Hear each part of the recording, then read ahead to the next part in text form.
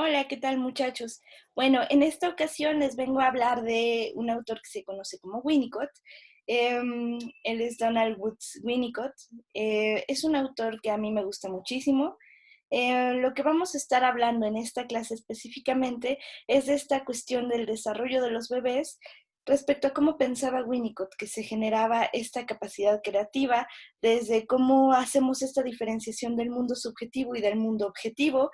Y bueno, sin más, les digo, esta clase la pensé para hablar de Winnicott desde la subjetivación, desde la personalización y el ambiente facilitador. Vamos a hablar también un poquito de su mayor tema o de por lo que es más conocido, que es lo transicional, pero digamos, esta es una introducción a su pensamiento para pensar en cómo pensaba él el desarrollo primitivo, ¿no? Así como pensamos en Klein desarrollo temprano, a Winnicott lo conoceremos como el desarrollo primitivo, ¿no? Que él comentaba y fue uno de los grandes puntos de discusión por lo que él se separa de la corriente kleiniana, es que cuando Melanie Klein plantea que la envidia es innata del ser humano, que uno nace con envidia, Winnicott estaba muy en desacuerdo porque él pensaba que para poder envidiar, ¿no?, a un objeto, pues primero tiene que presentársele esta cuestión de el objeto al cual lo envidiar. Entonces tiene que volverse un objeto en la mente, tiene que volverse una experiencia, ¿no?, vivida, real, para después, cuando se le quita esta experiencia, el niño puede envidiar, ¿no? Puede envidiar eso que se le presentó en algún momento, eso que él no conocía, que se le presenta como el cielo, y después se le quita. Entonces, Winnicott pensaba, la envidia es un proceso mucho mayor, ¿no? La envidia tiene que ver con una cuestión del deseo. Y para que exista deseo, primero tiene que haber otras cosas, se tiene que tener la experiencia y después se tiene que quitar esa experiencia para poder envidiarla, ¿no? Entonces, este es uno de los grandes, ¿cómo decirlo?, clivajes dentro de la teoría que hace a Winnicott como uno de los exponentes del grupo intermedio, ¿no?, de esta disputa que se dio entre los kleinianos y los anafroidianos. Bueno, Winnicott estaba en medio, porque no pertenecía a ninguna de estas dos ramas en la época que a Winnicott le tocó vivir del psicoanálisis. Y pues bueno, para resumir, ¿no?, toda esta parte, hablamos entonces de que Winnicott pensaba que la envidia es una emoción mucho más avanzada, que uno no nace con envidia, que eso es una cosa que se genera hasta después, y antes de eso, pues hay un desarrollo todavía más primitivo, ¿no? Se desarrollan otro tipo de cosas. Entonces, para empezar a hablar de esta cuestión, vamos a empezar a hablar entonces de la diferencia entre necesidad y deseo, ¿vale? La necesidad es aquello que se necesita para que el organismo funcione en su totalidad o al menos de la mejor manera posible. Algo acá que se ha tenido mucho en discusiones, ¿qué fue primero, el huevo o la gallina, la necesidad o el deseo? Bueno, Winnicott pensaba que primero es el deseo, es la necesidad, es primero la necesidad antes del deseo. Primero tenemos que haber tenido la experiencia de saciar la necesidad para después poder desear repetir esa experiencia, para poder desear entonces el pecho de mamá porque no lo tenemos. Pero antes de eso tuvimos que haber necesitado, ¿no?, de alimentarnos. Necesitamos de eso que nos mantiene vivos y primero necesitamos de ello para después pensar en que quiero comer unas papas, una manzana. Lo primero que tuve que haber hecho antes es satisfacer la necesidad en un primer momento, cuando éramos bebés, y que ni siquiera era nuestro deseo comer, era una necesidad. Y después, ¿no?, hubo alguien que vamos a conocer como el ambiente facilitador, que nos permitió saciar esa necesidad, que nos explicó la necesidad a partir de la vivencia, del ejemplo, de haber tenido esta experiencia para después desear comer más, ¿no? Y entonces está este bebé que pide pecho, aunque ya comió, es por simple deseo, ¿no? El deseo de seguirse satisfaciendo, la gratificación alucinatoria de deseo, la masturbación, todo esto que tiene que ver con el deseo es después de que nosotros nos satisfacimos, ¿no? ¿Cómo decirlo? Después de que se satisfizo la cuestión de necesidad. Esto, a su vez, nos va a empezar a hablar de qué es lo que sucede con esta onda de cómo Winnicott piensa que el bebé experimenta el mundo, ¿no? Cuando nosotros estamos hablando de experiencia para después hacer construcción de pensamiento y de conocimiento, ahí ya estamos hablando de un tema que le corresponde más a Bion, un autor súper importante. Esperemos que nos dé tiempo en algún otro video de explicar a este autor. Acá lo que estamos hablando es más bien de cómo se genera la experiencia del mundo en la cabeza del bebé. Entonces lo que Winnicott explica es que primero empieza en una cuestión subjetiva, esta cuestión en donde la omnipotencia está en que el bebé siente que él es todo y lo es uno con el todo, pero que se crean a partir de él, ¿no?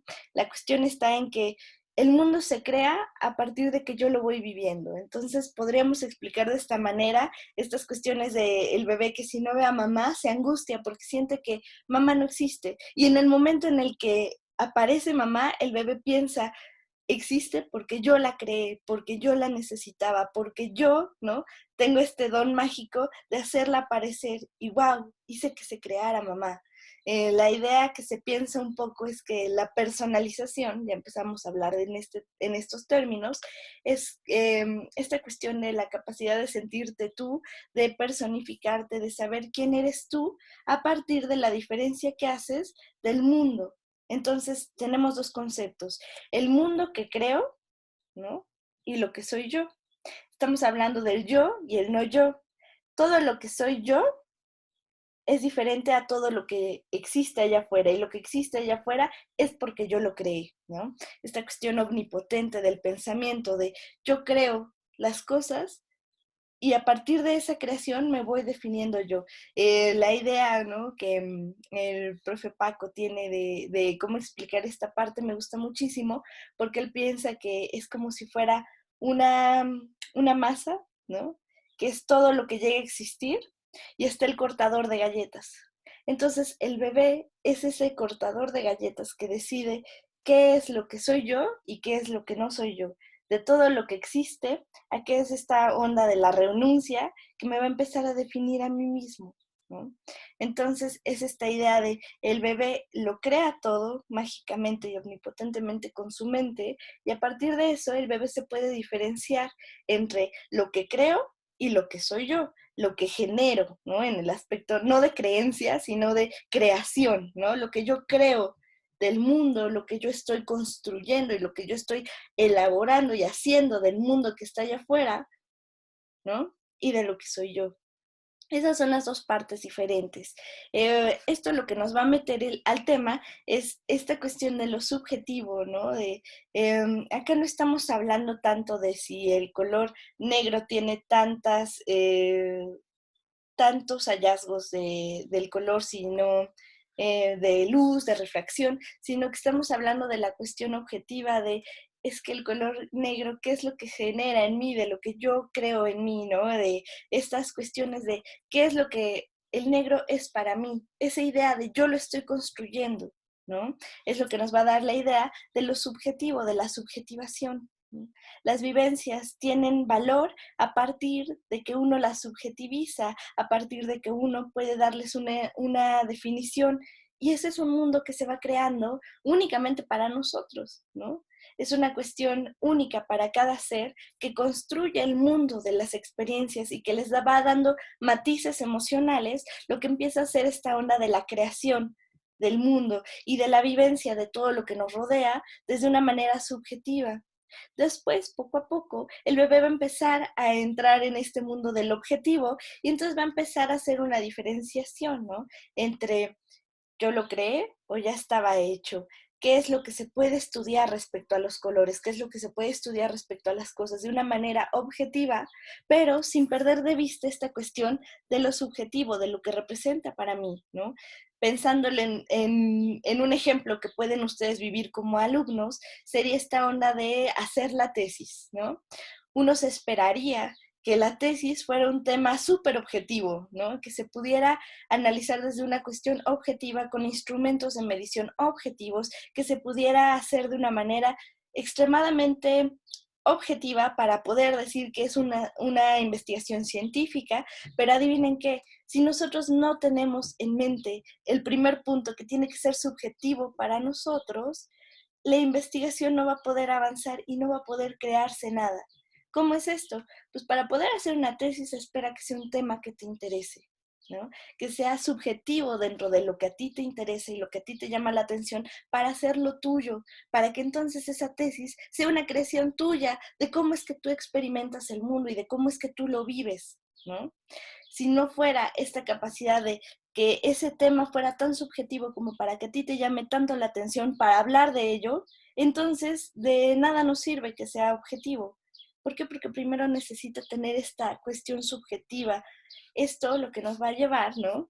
Es a una cuestión de cómo es que deseamos las cosas, de cómo es que las imaginamos. Esto nos habla muchísimo de las patologías de las que va a empezar a hablar Winnicott cuando estemos hablando de lo traumático, ya llegaremos a ello, está de este lado, cuando hablemos de lo traumático y qué pasa con estas personas que el deseo queda cristalizado, ¿no? Las personalidades normóticas de las que habla Christopher Bolas, de estas cuestiones en donde el deseo está mitigado y la expresión de verdadero self no se puede dar, ¿no? Porque es un falso self ya de manera patológica. Si nos da tiempo, hablaremos de falso y verdadero self, que es todo un tema también en Winnicott. Pero pues bueno, sigamos hablando del tema de la subjetivación y de la objetividad, ¿no? Eh, si hay alguna duda, no duden en escribírmela y podemos hablar un poco más a fondo de estos temas. La verdad es que estoy intentando darlos de una manera muy rápida para que podamos llegar a mayores temas de mayor complejidad, pero yo entiendo que vamos muy rápido, ¿no? Es todo un tema en Winnicott, esto de la subjetividad y de la objetividad, de la necesidad, del deseo, del falso y de verdadero self, ¿no? Es todo un tema. Pero pues bueno, para empezar a hablar un poco, ¿no? De estos temas de lo falso y de lo verdadero, vamos a tener que hablar de justamente el siguiente tema, que sería lo informe y lo conforme. Seguimos hablando de personalización, ¿vale? Eh, entonces, ¿qué es esto de lo informe y lo conforme? Dice Winnicott, cuando el bebé nace, ¿no? Es una masa desperdigada en donde ni siquiera, como decíamos, no hay una diferencia entre qué soy yo y qué no soy yo, en donde el bebé se siente que es todo y a partir de que él lo crea todo y es una cuestión acá, ¿cómo decirlo, no? Extrasensorial, ¿no? De que el bebé no tiene una corporeidad todavía, el bebé se siente como si fuera un charco de agua, ¿no? Desperdigado por todo el piso, ¿no? Podríamos pensarlo de esta manera. Es una cuestión en donde el bebé, pues, es una cuestión desperdigada en el mundo. ¿Y qué es lo que va a empezar a hacer que el bebé pueda reunirse y pueda pasar de lo informe, ¿no? Agua sin forma, a lo conforme, ¿no? A tener una forma, un vasito de agua, va a ser mamá, porque mamá va a empezar a reunir todos estos elementos para poderle decir, este montículo, ¿no? Eres tú, esta manita que estoy tocando es tuya, la sensación que tienes del tacto es tuya. El bebé en un primer momento va a estar muy confundido porque la sensación, ¿no? De cuando alguien te toca es de presión, es de darte cuenta que existe una mano y existe la mano del otro, pero antes de poder identificar qué es una mano del otro, lo que va a pensar el bebé es mi mano, ¿no? Pensamos en estas ondas de no es tan descabellado pensar en estas cuestiones de la simbiosis, ¿no? De yo siento el sillón o siento el sillón con mi mano, ¿no? Yo soy el sillón o yo soy mi mano, ¿no? Son dos cosas muy diferentes. El bebé va a empezar a reunir todas estas experiencias, ¿no? Tanto sensoriales como emotivas, para empezar a poderle dar una forma a esto que estaba informe, ¿no? Entonces vamos a empezar hablar de una estructura que se empieza a hacer. Winnicott pensaba en esta onda de lo conforme, lo que va a empezar a hacer es que va a empezar a edificar para hacer una experiencia global. ¿no? Entonces así es como vamos construyendo el conocimiento que tenemos del mundo. Nosotros vamos pensando, ¿no? Por partes, cómo es que se va dando esta idea del conocimiento, ¿no? La idea de cómo experimentamos el mundo y cómo lo entendemos va siendo por partes, ¿no? Primero entendemos que existen diferentes seres, ¿no? Imagínenselo en un proceso de aprendizaje educativo. Lo primero que hacen los profesores en el kinder es enseñarles a los niños, ¿no? La diferencia entre plantas, animales, seres humanos, ¿no? De repente, ¿qué es lo que sucede? En esta diferencia, en la primaria empezamos a entender los diferentes tipos de animales, los diferentes tipos de plantas, los diferentes tipos de humano, ¿no? Por así decirlo, la diversidad cultural. Y después, en ese sentido, empezamos a hablar de temas todavía más complejos, como la biología, ¿no? Específica y cómo genera la fotosíntesis y todas estas cuestiones ya matemáticas, ¿no? Biológicas y que ya tienen que ver con un conocimiento más edificado. Pero si nosotros no tuviéramos esta diferenciación entre animales y plantas, ¿no? Esta base que se va construyendo, imposible construir algo encima. ¿Por qué? Porque si no, regresamos a esta cuestión de lo informe, ¿no?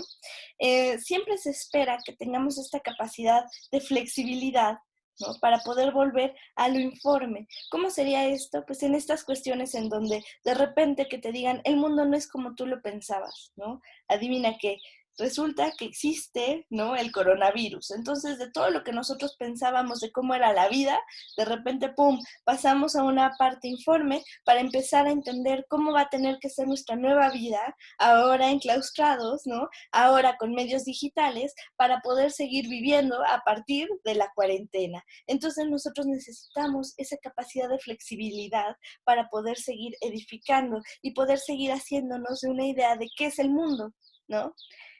¿Qué es lo que sucede? Las personas que no tienen esta facilidad, ¿no? Esta flexibilidad para reconstruirse y volver al informe, lo que vamos a tener es que es una solidificación del pensamiento, una rigidez de pensamiento, que ante la desesperación de ver que el mundo no es como se encasillaba, ¿no? Cuando necesitamos regresar al informe y de repente que te dicen, no, pues es que adivina qué, existe el coronavirus, ¿no? Y entonces esta idea, ¿no? Los pensamientos que son rígidos, las mentes que no tienen esta capacidad de regresar al informe y de cuestionarse el mundo, lo que va a suceder es que o se van a quedar en un tipo de pensamiento, ¿cómo decirlo? Congelado, un tipo de pensamiento detenido, encasillado, o terminamos en una cuestión en donde esta idea ante la desesperación termina fragmentándose. Estamos hablando de casos de psicosis, ¿no? Esto ya tiene que ver más en esta idea de lo kleiniano, ¿no? De cómo la mente se dispara. Bueno, pues entonces para Winnicott lo podríamos explicar desde esta perspectiva, desde una mente que no pudo regresar a lo informe para volver a tomar coerción y tomar una forma, ¿no? Una forma conforme, se quedó solidificada y se quedó estancada. Entonces tienes a la gente que te dice, no, el coronavirus es una mentira, ¿no? Eso es un mito, eso no existe, porque no pudieron regresar a esta idea y poderse empezar a construir a partir de cómo va a ser la vida en el aislamiento, ¿no? Entonces tenemos esta idea, ¿no? De los que se quedan con la idea fija de la vida es así y esto no cambia, no me puedes cambiar de repente mi hábito de irme a desayunar al tianguis los domingos, ¿no? O por el otro lado tenemos la fragmentación, entonces en donde lo que se intenta en un intento por regresar a lo informe para volver a tolerar esta nueva realidad que está sucediendo, lo que pasa es que se fragmenta y se hace una combinación rara, ¿no? Una quimera entre que, pues, si nosotros hacemos gárgaras con pinol, ¿no? Vamos a matar al bicho. Esto ya es un pensamiento psicótico y entonces son los que terminan en el hospital por intoxicación, por hacer gárgaras con cloro, por hacer gárgaras con pinol, por quemarle las patitas al perro con cloro, o sea, ya estamos hablando de casos de psicosis. Entonces, nosotros podríamos pensarlo de esta manera, ¿no? Como de repente la gente que se pudo quedar en casa y hacer una vida en eso, pudo regresar al informe de lo que se esperaba de la vida y de lo que era una constante, a pasar a una nueva idea de cómo se va a conformar ahora la nueva vida, a los que ya estamos hablando de otros casos en donde no hubo la flexibilidad suficiente y entonces se quedan con una idea rígida de cómo debe de ser la vida. Y por otro lado, estamos hablando de la psicosis. En el intento de partir esta rigidez no se pudo y se hizo un mundo raro, un mundo, diría bien, bizarro, ¿no? De cómo está la experiencia y de cómo están las vivencias, ¿no? Esto sería la fragmentación para Winnicott. Entonces, esto también lo podremos explicar. A los niños les suele suceder a veces esta onda de la rigidez del pensamiento. Eh, hay, hay un ejemplo muy bueno que en una comida estábamos con los primos, ¿no? Y los tíos, y de repente llega a suceder que la abuela les dijo a los primos, ¿no? Oigan, viene la tía de otro estado, y entonces todos nos vamos a ir a comer al buffet del Sirloin Stockade, ¿no? Por decir algo.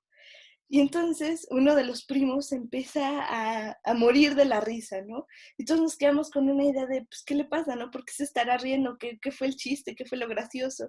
Entonces cuando le preguntamos, nos dijo, ay, es que la abuela está loca. ¿Cómo es posible un buffet en comida? Todo el mundo sabe que los buffets solamente son de desayuno.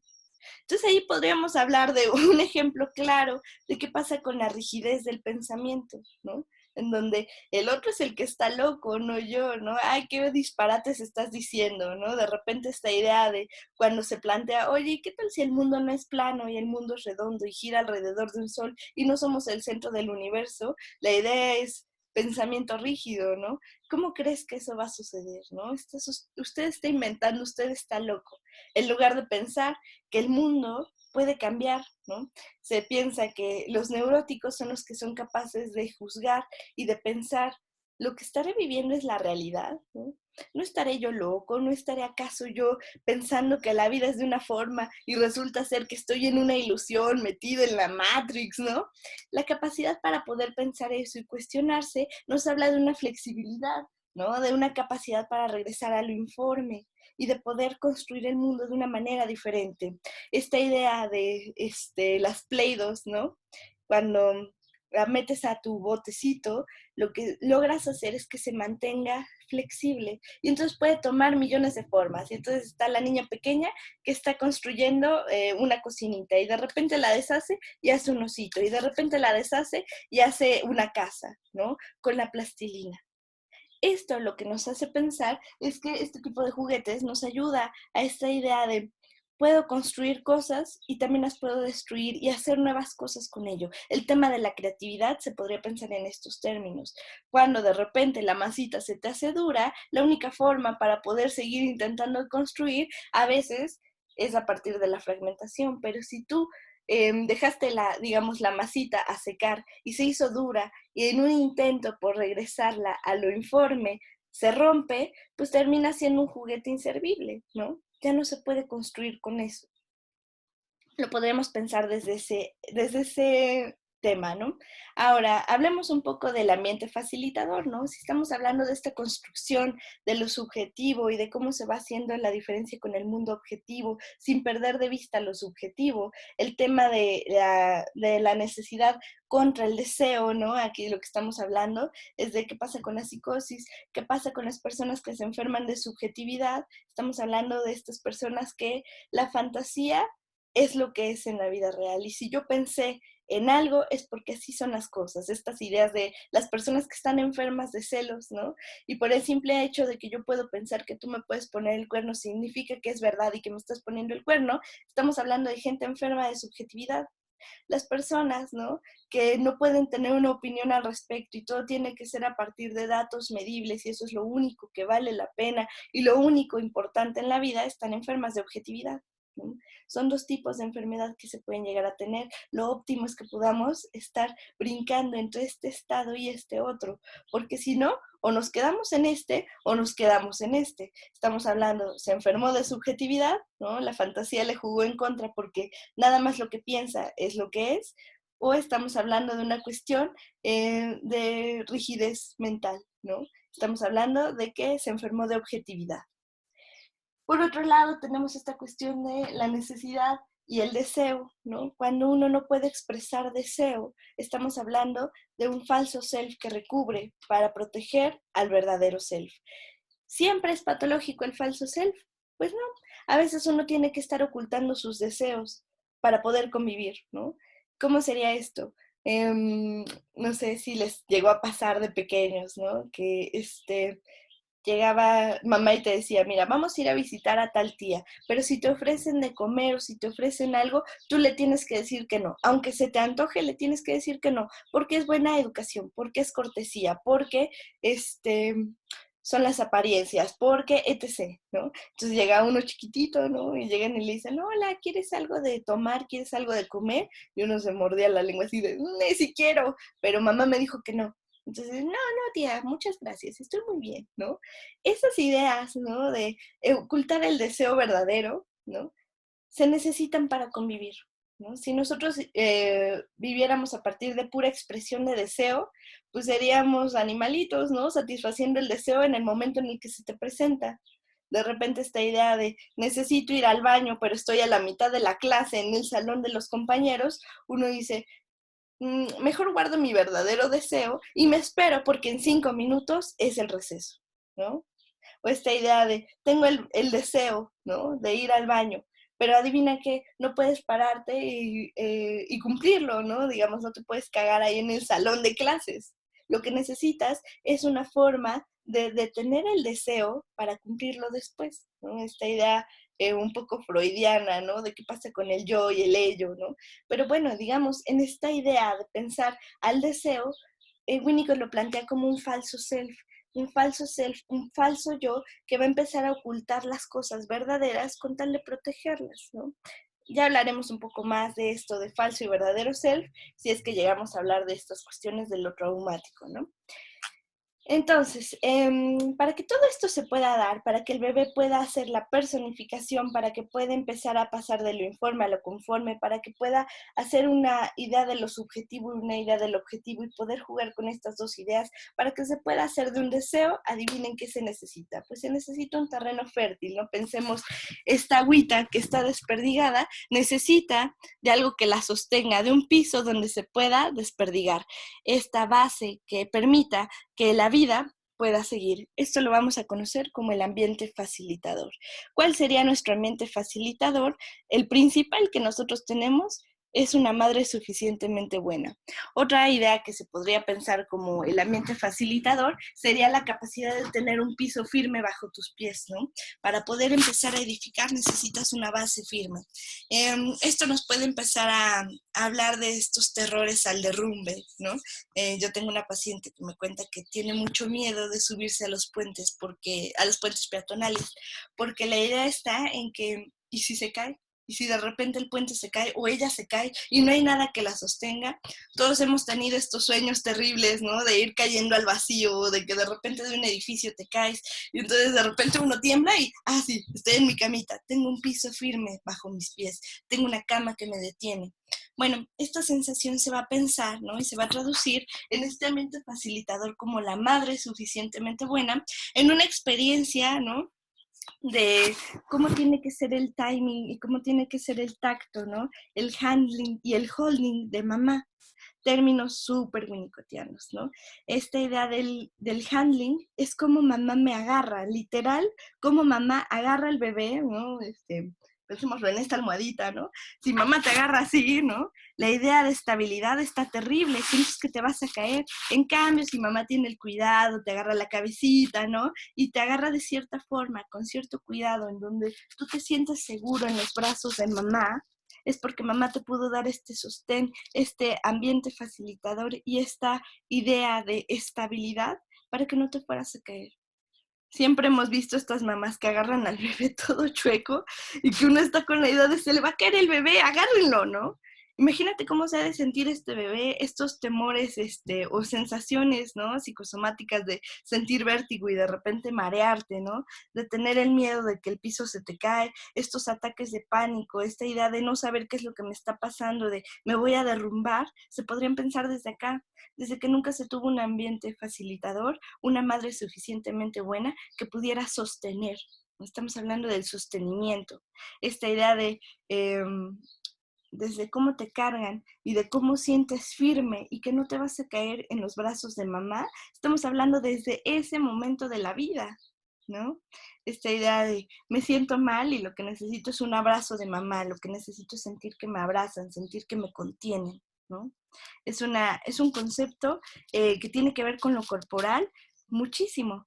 Una idea en psicoanálisis muy innovadora, ¿no? Que después va a empezar a hablar de avances más avanzados, ¿no? Por así decirlo, en psicoanálisis como el yo piel, esta idea de lo que te detiene, lo que te sostiene, ¿no? Esto lo pueden ver en el juego de los niños. Hay niños que eh, lo que hacen es que de repente se pegan a la pared, ¿no? Con una sensación de decir, tengo algo firme detrás de mí, algo que me va a proteger, algo que me va a cuidar, ¿no? No se me cae, no se me derrumba. Estas ideas del derrumbe, ¿no? El temor al derrumbe, eh, son muy clásicas en pacientes que presenta Winnicott, ¿no? Son el tipo de pacientes que tendría Winnicott con ansiedades de derrumbe, ¿no? Con la sensación de caer al vacío, al infinito, ¿no? Entonces estamos hablando de esta parte, ¿no? De una madre suficientemente buena que pueda sostener. ¿Cuál es la madre suficientemente buena que puede sostener? Aquella que puede, ¿no? Satisfacer la necesidad, que no deja que se llegue a este momento de ¿cómo decirlo?, inanición, de falla, en donde el cuidado se tiene que estar dando, porque la mamá sabe que si el bebé no come se muere, sabe que si el bebé no duerme se muere, y aparte es una madre que puede dejar espacio para que el bebé desee, una madre que es capaz de alimentarle esta ilusión al bebé, de sí, tú eres quien lo crea, ¿no? Si tú me llamas, yo aparezco ahí para ti, ¿no? Esta idea de tú eres quien hace que yo tú eres quien hace que yo aparezca para ti. Esta idea, ¿no?, de la omnipotencia. Se piensa que una madre suficientemente buena es la que puede estar atenta a las necesidades del bebé y así como mantener la ilusión viva del bebé, ¿no? La ilusión omnipotente. Y que poco a poco va a empezar a disminuir, al disminuir la omnipotencia, poco a poco empezamos al mundo del objetivo. Pero esto tiene que ser gradual. Esto, cuando estemos hablando de gradual, nos deja hablar de lo transicional. Tema súper importante en Winnicott, lo transicional. Dice, la madre tiene que dar espacio para que entonces la ilusión siga viviendo, para que esta ilusión de que yo creo las cosas siga viviendo y poco a poco poderme meter en un mundo objetivo sin que yo ni siquiera lo note, ¿no? Dice, lo transicional es aquello que no se notó, eso que no me hizo notar el cambio de pasar de una forma a otra. Se vive natural, ¿no? A diferencia de muchos autores psicoanalíticos, incluso el mismo Freud, que pensaba que la frustración es lo que hace que nos movamos, ¿no? La idea del pecho malo para Klein, la idea de no estar satisfaciendo, es lo que mueve al psiquismo. Winnicott diría, el desarrollo no tiene que ser tan abrupto, ¿no? De hecho, se esperaría que el desarrollo bueno fuera gradual y que el bebé no lo sintiera feo. De vez en cuando, ¿no? Va a suceder la falla y es inherente, uno va a fallar. ¿Cómo es esto? La madre suficientemente buena es la que tolera fallar, ¿no? La madre que de repente el bebé está llorando e intenta de todo y de repente se da cuenta que volvió a fallar, entonces intenta otra cosa. Esa es la madre suficientemente buena, la que se permite fallar. De repente, ante la falla, da espacio suficiente para poderle enseñar al bebé, adivina que tú y yo no somos lo mismo, wow, wow, Timbiriche, ¿valió? ¿No? Entonces, ¿qué es lo que necesitamos? Una forma de pasar, lo voy a anotar aquí con mis pizarros, mis super plumones, ¿no? De pensar en bebé y en mamá como una misma cosa, va a empezar a suceder que el bebé va a empezar a entender que mamá y bebé son dos cosas separadas, ¿no? Y entonces se va a empezar a intentar hacer que la separación y la diferenciación sea mayor. Entonces, ¿qué es lo que va a poder permitir que esa diferencia se pueda dar? Lo que está aquí en medio, lo transicional. ¿Cómo sería eso? De repente, mamá que le diga al bebé, no te entiendo mi vida, necesito que tú me digas qué es lo que necesitas. Y el bebé que señala al osito de peluche, eso es lo transicional. ¿Cómo se llama eso? Comunicación. La comunicación es uno de los elementos transicionales por excelencia, ¿no? De repente esta idea de la guagua, ¿no? Para decir el agua, la bibija para decir la cobija, el toto para decir el oso. Es un lenguaje que se empieza a generar entre mamá y bebé y es único de ellos, es una cosa única entre estos dos, ¿no? Que la mamá ya sabe cómo se llama el osito favorito, eso se llama lo transicional y poco a poco eso va a empezar a evolucionar en lo que conocemos como la cultura, ¿no? Lo que conocemos como el juego, la capacidad que se tiene, ¿no? Del niño imaginar cosas a la par de mamá y que entonces en ese mundo de fantasía los dos puedan crear un juego, se conoce como lo transicional. Por eso se piensa que los niños que no juegan están enfermos, porque justamente no pueden pasar en lo transicional, no pueden convivir con otro ente, ¿no? Y no pueden compartir, no pueden hacer este espacio compartido que conoceremos como lo transicional, la cultura, el lenguaje, el juego, eh, este, pues, pues sí, en general todo esto que nos hace convivir con nosotros y ser parte de algo, es lo que vamos a conocer como lo transicional. Está curioso porque lo transicional es la paradoja de las paradojas, ¿no? Porque ni es bebé, ni es mamá, pero sin mamá no existe lo transicional y sin bebé no existe lo transicional. Entonces se necesita de ambos elementos a la vez de que es necesario para ambos, ¿no? Para que se puedan comunicar, es independientemente de ambos, pero requiere de estos dos elementos, ¿no? Para que se pueda dar. Entonces es la paradoja, porque es bebé, sí y no. Es mamá, sí y no. Entonces, por ejemplo, podríamos pensar en los fenómenos transicionales, los objetos transicionales. El objeto transicional se piensa que es este osito de peluche, ¿no? En donde el niño va a empezar a depositar las angustias, el amigo imaginario, ¿no? Siempre es curioso porque el amigo imaginario siempre se tiene en la mente que son aquellas cuestiones corporales que el niño no puede todavía asimilar, pero se las pone al otro, ¿no? Esta idea de lo subjetivo y lo objetivo otra vez, de la creación, de soy yo o no soy yo, de mamá, es que eh, mi amigo imaginario Juanito dice que se quiere bañar. Ah, ¿y tú te quieres bañar? No, pero Juanito sí. Ah, bueno, entonces vamos a bañar a Juanito, ¿no? Esta idea de poderle poner y depositar las cuestiones que el niño todavía no puede conformar, ¿no? A su identidad, se las pone a lo transicional. Y entonces de repente está el niño, ¿no? Que va al dentista y se pone a jugar con el osito, a que ahora el osito es el paciente y él es el doctor, ¿no? Se pensaría en esta idea de volverse del pasivo al activo desde Freud, desde Winnicott podríamos pensar en lo transicional. Esta idea de la angustia que no es mía, deposito allá afuera, pero sigue siendo mía, y la idea está en eh, la ansiedad es del osito, del niño, el osito existe, el osito no existe, eso no es lo que importa es respetar la ilusión omnipotente, ¿no? Ser una madre suficientemente buena, permitir el juego, poder jugar con él, poderle dar la ilusión de omnipotencia, y que poco a poco va a empezar a disminuir. No es la mamá quien tiene que generar esta disminución. La vida en sí, ¿no? Se dice, va a generar, ¿no? Que el niño se dé cuenta y que la omnipotencia poco a poco va a empezar a fallar, indiferentemente de la mamá o del niño. Esta es una idea muy contrastante porque no sé si lo han escuchado alguna vez de estas abuelitas que dicen, deja llorar al niño para que se le haga carácter, ¿no?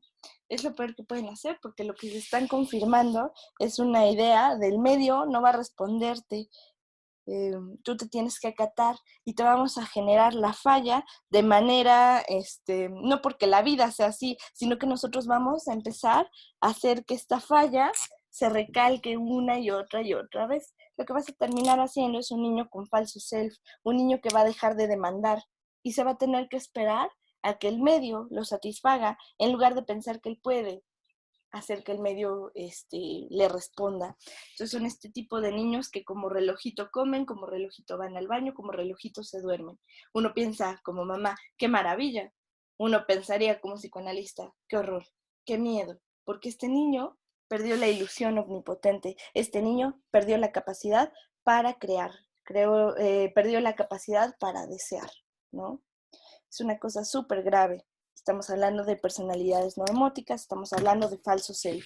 Y entonces por el otro lado tenemos esta mamá que tolera la falla, que permite lo transicional, que permite mantener la ilusión viva, ¿no? Hasta el último momento. Estos papás que toleran mantenerle la ilusión al niño de que existe el ratón de los dientes, de que existe Santa Claus. Mira, inherentemente se va a terminar enterando el niño por compañeritos, por alguna maestra, porque de repente se les escapó y lo vio, porque él mismo pudo empezar a pensar en estas cosas, ¿no? De cómo es el mundo y si será así o no será así. Pero eso se espera que el niño solito lo vaya descubriendo. Esta idea del papá que dice, no, pues es que yo no quiero quedar como el mal papá que engaña al niño, entonces desde los 7 años yo le voy a explicar qué son los Reyes Magos y qué es Santa Claus. Lo que está haciendo es una cuestión narcisista para el papá de no tolerar que puede fallar, y lo que está haciendo es que al niño le está borrando esta capacidad de ilusión. Entonces lo que va a generar es un niño sin ilusión, un niño sin creatividad, un niño sin deseo. Eso es muy grave. ¿Y si llega a suceder? Niños normóticos, ¿no? Son muy, muy clásicos. Entonces, para empezar a hablar de eso, vamos a empezar a hablar de la madre perfecta, ¿no? Hay que decirlo, la madre perfecta no existe, pero a veces hay padres que se encasillan en esta idea de la madre perfecta, en donde yo soy la única que tiene la razón, yo sé lo que es mejor para mi hijo y a mí nadie me lo cuestiona porque soy una madre perfecta. Es la madre que no se permite fallar, es una madre que va a ser absolutamente perfecta, y esto lo que va a terminar sucediendo es que la ilusión omnipotente del niño se pierde por completo, que la necesidad nunca va a poderse satisfacer. Estas mamás que piensan, lo mejor para mi hijo es leche de pecho y no las vacunas, porque yo soy una madre perfecta, soy una madre completa y yo soy la única que le puede dar lo mejor a mi hijo. Yo sé lo que es mejor. Esa es la omnipotencia que no se le pudo dar al hijo y se le quedó la mamá, porque es la mamá completa, ¿no? Es la mamá fálica, la mamá de que únicamente tiene pecho bueno, ¿no? Y si algo le pasa mal al niño, no es por mi culpa, es por culpa del niño o por culpa de otra cosa, pero no mía. Estas son las mamás más peligrosas, ¿no? Estas mamás lo que van a generar son los tiempos del trauma. Para hablar de los tiempos del trauma y terminar esta clase, vamos a hablar de X, Y y Z, ¿no? X lo vamos a pensar como el tiempo que tarda en generarse la necesidad en el niño, ¿no? Y lo vamos a pensar como el tiempo que tarda en ser satisfecha esta necesidad. En cuanto apareció X, ¿cuánto tiempo tardó en aparecer Y? Y Z, vamos a hablarlo del tiempo que ya hace que el bebé se viva rebasado, ¿no? ¿Cómo sería esto? Lo voy a utilizar en mi pizarroncito. Ok, se pensaría que en un primer momento, cuando el bebé nace y tiene una necesidad, esté mamá ahí atenta para satisfacer Z en ese momento en el que aparece X. Y entonces el bebé ni siquiera sienta la necesidad y quede satisfecha, ¿no? El bebé come antes de incluso tener hambre. Poco a poco, ¿qué es lo que va a suceder? Va a aparecer X y se esperaría que en cuanto el bebé llora, aparece Z. Digo Z, ¿eh? Perdón, otra vez. Aparece la necesidad. Y antes de que incluso se pueda expresar, mamá satisface con Y. Llega y satisface al bebé, ¿no? Y el dibujo está allí. Entonces el bebé ni siquiera experimentó lo que era el hambre, porque mamá llegó, ¿no? No sé si han visto estos videos, ¿no? De que se va a caer el plato y antes de que explote llega alguien así, ¿no? A detener el plato antes de que se rompa, ¿no? Y videos asombrosos de gente haciendo malabares para que no se caigan al piso las cosas. Bueno, así sería, ¿no? El bebé recién nacido experimenta X y antes de que incluso sienta malestar, llega mamá y le da de comer con Y. De repente, ¿qué es lo que sucede? Aparece la necesidad y pues mamá no está atenta ahí, ¿no? No está en todo tiempo pegado al bebé para ver qué es lo que le pasa. Entonces el bebé, ¿qué sucede? Siente la necesidad y llora. Y en cuanto llora, aparece Y, aparece mamá para satisfacerlo. Entonces se hace una relación entre llanto para que mamá aparezca. Este tiempo, ¿no? Empieza a existir y empieza a generarse una comunicación. Yo lloro y mamá viene, lo transicional. Entonces, después, ¿qué es lo que sucede? De repente, pues va a ser una cosa en donde ni modo, no puedes comer a cada rato, pero después de un ratito, ¿no?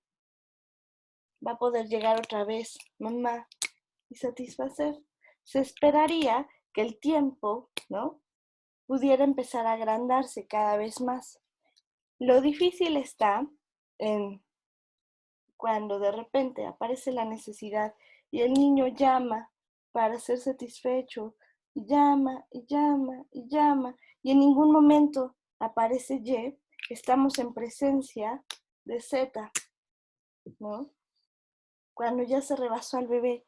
Y entonces es cuando el bebé se rinde y deja de llorar, ¿no? El bebé dice, ya basta, ¿no? Ya sé que no va a llegar. La ilusión, ¿no?, aquella borrada, se perdió. Z es cuando se llega al trauma, cuando el bebé siente que ya el mundo no está ahí para facilitarle la vida, no está ahí para cuidarle, ambiente facilitador, ¿no? Cuando, por más que yo lloré, el medio no me respondió. Esto quiere decir que mi capacidad de ilusión, mi capacidad de omnipotencia y mi capacidad creativa se perdió por completo. Y después puede llegar Y, pero ya no va a ser la misma situación. Ya va a ser deseo de mamá, no deseo del bebé alimentarse. Esto es lo traumático y esto es lo que genera los problemas en la identidad y en la personalización de los bebés. Y pues bueno, espero que con esto haya quedado un poco más claro Winnicott. Sé que es muy complejo, sé que está muy difícil entenderlo en una sola clase. Es una guía básica para que ustedes más o menos empiecen a pensar en cómo piensa este autor. Y pues bueno, espero que les haya servido mucho. Cualquier duda, estoy acá atenta a ustedes. Para su siguiente tarea, de aquellos que lleven esta materia como teorías del aprendizaje, ¿qué sería bueno que vieran? Pues estaría padre que se leyeran el artículo de falso y verdadero self, ¿no? Los problemas de personalización en términos de falso y verdadero self. Les voy a subir el archivo y ustedes háganme un mapa mental. No quiero resumen ahora, quiero que hagan un mapa mental de qué es lo que dice esta lectura, ¿vale? Ya que hemos estado hablando de eso, creo que sería un buen ejercicio como primera lectura introductoria a Winnicott. Tal vez esté un poquito avanzado. Cualquier cosa que no entiendan, pregúntenme, ¿vale? Si es demasiado avanzado, ya les dejaré otras cosas que leer para que puedan llegar a esta lectura y poder hacerla de la mejor manera y que les sea provechosa.